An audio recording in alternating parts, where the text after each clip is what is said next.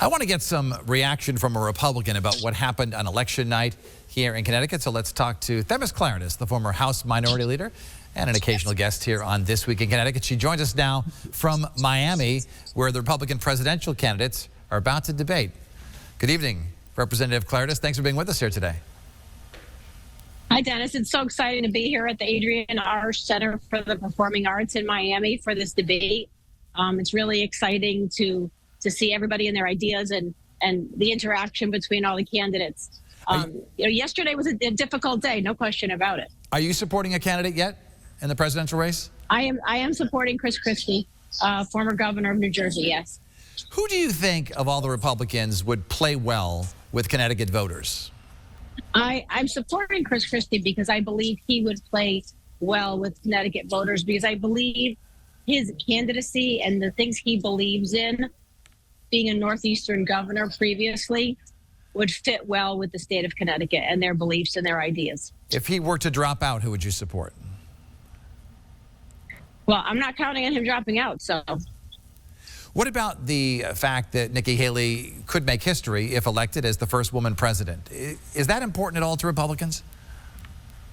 Listen, as the first woman House Republican leader and the only woman House Republican leader, I am a big supporter of women. And I think Governor Haley has done a great job. But I don't think we should focus on choosing candidates based on their gender.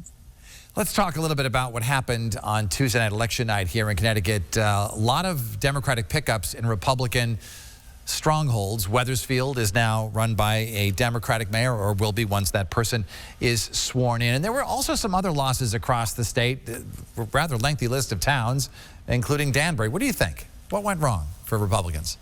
Well, it certainly wasn't a good night for Republicans in Connecticut or around the country. I mean, we saw a loss in Danbury with Mayor Esposito.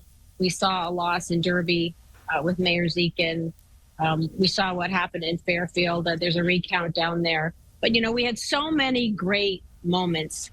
We had a great win in Greenwich with Fred Camillo, great win in New Britain with Aaron Stewart, Lisa Murata in Rocky Hill, and the lower Nantucket Valley, won by a lot. So there are still Republican strongholds in the state of Connecticut. You've been warning for some time that Trump-like candidates just won't fly in Connecticut. And we saw that Leora Levy lost in the Senate race, and we saw Carr lost in Brookfield, and DiGiovanni lost in Derby.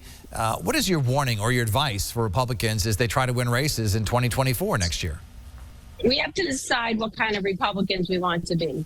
And if we are identified and defined by Donald Trump, these losses sadly are going to continue down the road, because that's what has gone on in Connecticut and what's going on throughout the country, that people are voting against hardworking, committed Republicans because they're identifying them as Trump Republicans. And we are Republicans. We believe in what we believe in, and we work hard, and we do well for the towns and the states and the cities we represent.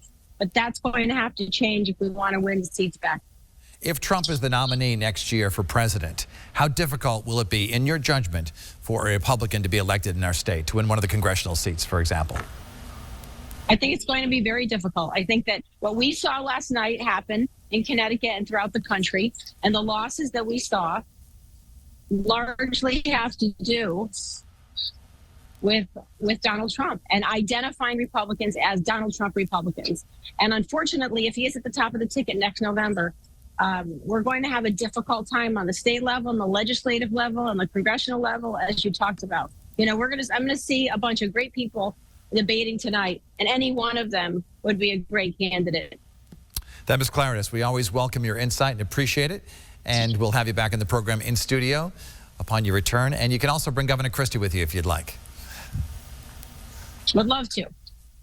Thanks for being with us today. Thanks, Dennis. Next, exciting times. We're headed for a big Connecticut destination, and later, Veterans Day. And a Gold Star family will join us. We invite you to connect with us. You can email me or find me on social media. We'll be right back.